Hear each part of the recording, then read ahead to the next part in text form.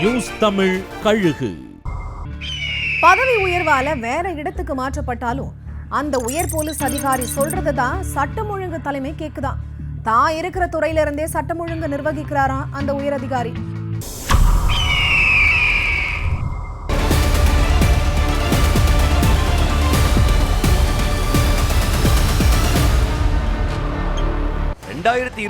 கடைசி நாள்ல தமிழக காவல்துறையில 70 IPS அதிகாரிங்க மாற்றப்பட்டாங்க.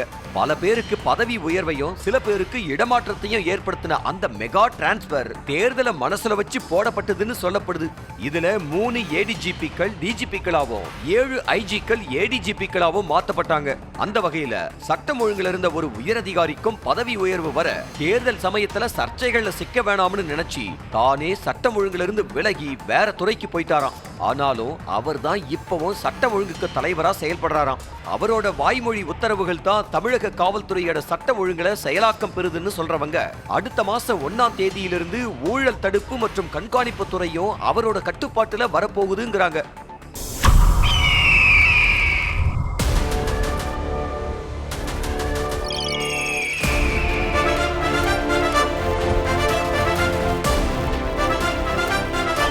நியூஸ் தமிழ் கழுகு.